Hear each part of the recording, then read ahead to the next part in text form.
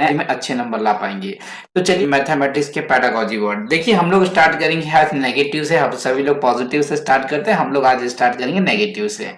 देखिए क्या होता है मैथमेटिक्स, जब भी आप मैथमेटिक्स पढ़ाओ, इस पॉइंट में सबसे पहले फोकस करना चाहूंगा, कभी भी आपको उच्चतर पढ़ाई के लिए बच्चों को तैयार नहीं करना है, कभी भी उच्च कक्षाओं के लिए बच्चों को आप तैयार नहीं करेंगे, ये याद रखिएगा। आप क्लास फिफ्थ में इसलिए बच्चों को नहीं पढ़ा रहे हैं क्योंकि बच्चा क्लास सिक्स में जाए या क्लास सिक्स में जाने वाला है, या क्लास सिक्स में जाने के लिए आप उसे तैयार कर रहे हैं, तो ये बहुत ज्यादा नेगेटिव होता है। तो एक बात तो आप याद रखिए, कभी भी बच्चे को आप उच्चतर पढ़ाई के लिए या उच्चतर कक्षाओं में जाने के लिए नहीं पढ़ाएंगे। That's a very important point.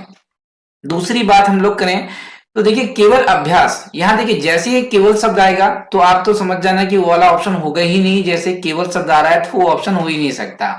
आप अगर बहुत सारा अभ्यास करा रहे हैं मैथमेटिक्स में तो ये भी एक नेगेटिव पॉइंट लेकर जाता है, क्योंकि बहुत ज्यादा अभ्यास जो होता है ना बच्चों के अंदर एक प्रकार से इंटरेस्ट को खत्म कर देता है। इसलिए आपको बता दूं कि बहुत ज्यादा अभ्यास आपको बच्चों को नहीं कराना है, ये भी एक नेगेटिव वर्ड है।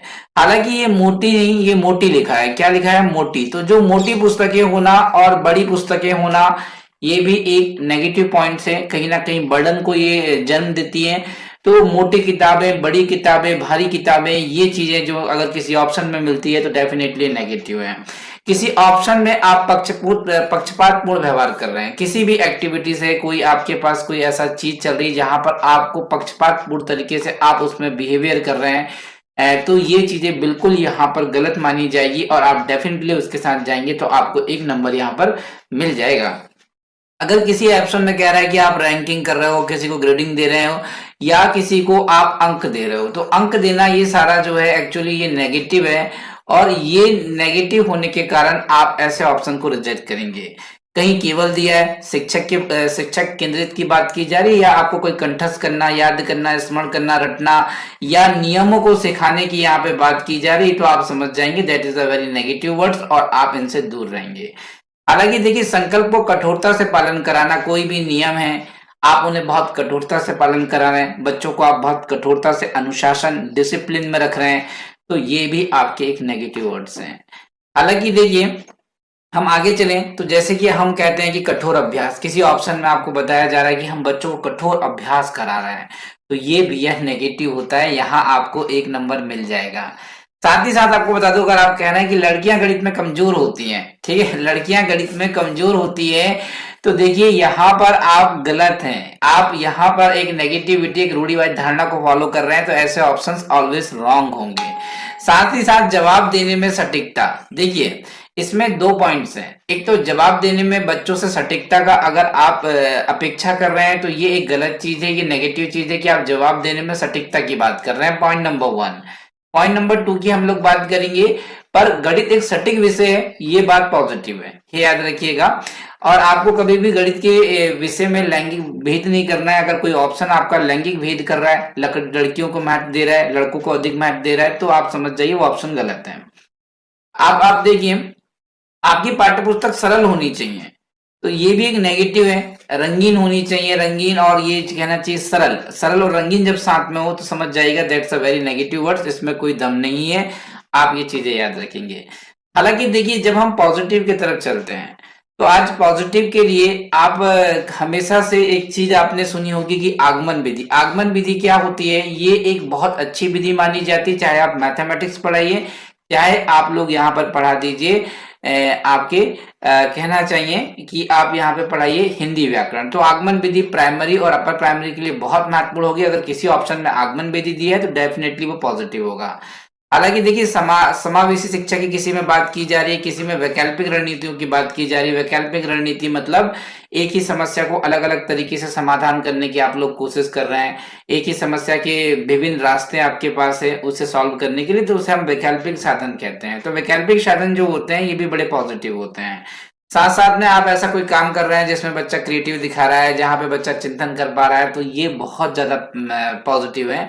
किसी ऑप्शन में अगर आप यहाँ पे इस तरीके से बच्चों को टीच कर रहे हैं कि आप दिन प्रतिदिन के अनुभव के साथ बच्चों को कनेक्ट करके पढ़ा रहे हैं, दैट्स अ वेरी पॉजिटिव।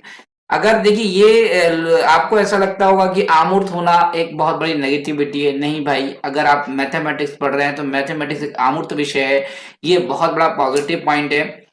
अगर किसी में गणित के बारे में अगर यहाँ अमूर्तता की बात की जा रही है, गणित को बताया जा रहा है कि एक अमूर्त विषय है, तो डेफिनेटली ये सही बताया जा रहा है, तो एक पॉजिटिव पॉइंट होगा। जब भी मैथमेटिक्स आप पढ़ रहे हैं वहां पे बात की गई है तर्कात्मक कौशल की, तर्क की बात की गई है कि आप इस तरीके से बच्चों को पढ़ा रहे हो, क्या उसके अंदर एक तर्क जनरेट कर रहे हो, आप लोग एक तर्क के आधार पे बच्चों को सोचना समझना सिखा रहे हो, तो डेफिनेटली ये भी एक बढ़िया पॉजिटिव वर्ड होगा, क्योंकि गणित खुद एक तार्किक विषय है और बिना तर्क के यहाँ पर गणित का होना संभव नहीं है, ये याद रखिएगा। गणित में एक बहुत बड़ी चीज ये होती है कि गणित की अवधारणाओं को समझाना। देखिए गणित में अगर किसी भी ऑप्शन में आप अवधारणाओं को समझा रहे हैं, किसी अवधारणाओं के संबंध को समझा रहे हैं, तो ये बहुत ज्यादा पॉजिटिव आता है, ये चीजें याद रखिएगा। आप समस्या समाधान कौशल डेवलप कर रहे हैं, बच्चों के अंदर प्रॉब्लम सॉल्विंग कैपेसिटी जनरेट कर रहे हैं, तो दैट्स अ वेरी पॉजिटिव। गणित की पद्धति को व्यवहारिक जीवन में उपयोगी बना रहे हैं, बहुत अच्छा। पाठ्य पुस्तक को आप किसी संदर्भ के साथ जोड़कर पढ़ा रहे हो, संदर्भ युक्त बना रहे हो, तो ये बहुत अच्छी बात है। आप विश्लेषण विधि का इस्तेमाल कर रहे हैं, संश्लेषण विधि का इस्तेमाल मैथमेटिक्स में कर रहे हैं, तो that's a very good part. हालांकि विश्लेषण विधि का इस्तेमाल मैथमेटिक्स में बहुत ज्यादा होता है, जो तर्क प्रधान विधि होती है, और इसके लिए कहीं ना कहीं आपको ये याद होना चाहिए कि विश्लेषण विधि मैथमेटिक्स के लिए बहुत बड़ा पॉजिटिव पॉइंट है। हालांकि नए नए अनुभव को देना, ये चीजें भी बड़ी अच्छी है। हालांकि देखिए गणित एक रसहीन विषय है, मैं आपको बता दूं गणित एक रसहीन विषय है, ये भी एक बड़ा पॉजिटिव पॉइंट है, ये याद रखिएगा। यहाँ पे कहीं ना कहीं आपको गणित जो है एक सुव्यवस्थित मिलेगा, एक स्पष्ट तरीके से मिलेगा, ये भी एक बहुत बड़ा पॉजिटिव पॉइंट है कि गणित कैसा विषय है। तो गणित एक सुव्यवस्थित विषय है, एक स्पष्ट विषय है, तो ये भी गणित के लिए सुव्यवस्थित स्पष्ट जो है बहुत ज्यादा पॉजिटिव पॉइंट्स हैं। साथ ही साथ आप लोग बता दूं यहाँ पे दैनिक जीवन से जोड़ना तो पॉजिटिव पॉइंट ही है, और यहाँ पे अवधारणाओं की समझ करना, गणित में कॉन्सेप्ट अंडरस्टैंडिंग करना, ये बहुत बड़ा पॉजिटिव होता है। अगर किसी ऑप्शन में दिखता है तो डेफिनेटली 1 नंबर आपको वो दिला रहा है। साथ ही साथ आपको बता दूं कि बच्चे गणितीय भाषा का विकास करना, देखिए यहाँ पे बच्चों के अंदर मैथमेटिक्स कुछ चीजों के लिए सिखाई जाती है ताकि आप प्रॉब्लम सॉल्व करना सीखें, आप तर्क के आधार पे थिंकिंग करना सीखें, आप कहीं ना कहीं गणितीय भाषा को सीखें, गणितीय भाषा का इस्तेमाल करना सीखें, कहीं ना कहीं आप सृजनात्मक चिंतन का विकास करें, तो that's a very positive points guys. ये सारे जो आपको पॉइंट दिखाई दे रहे हैं that's a very important and positive. साथ ही साथ आपसे एक प्रश्न पूछा जाएगा कि गणित का संकीर्ण उद्देश्य क्या है। देखिए संख्या संबंधी जो भी उद्देश्य होता है, संख्या संबंधी जो भी उद्देश्य होता है, गणित का संकीर्ण उद्देश्य के अंतर्गत आता है।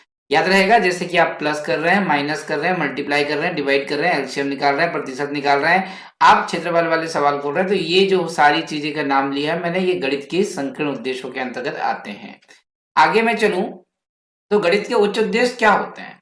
गणित के उच्च उद्देश्य अर्थात उच्च लक्ष्यों को प्राप्त करना, मतलब आप किसी समस्या समाधान के लिए बच्चों को तैयार कर रहे हैं, आप किसी पूरी अवधारणा को समझने के लिए आप बच्चों को तैयार कर रहे हैं, तो हाँ यहाँ पर अगर आप बात कर रहे हैं इन चीजों की, तो डेफिनेटली आप यहाँ पे बच्चों को एक उच्च उद्देश्य के लिए तैयार कर रहे हैं।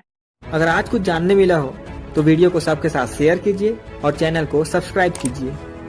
वीडियो पर लाइक और कमेंट करना ना भूलें, हमें अच्छा लगेगा। मिलते हैं अगली वीडियो में।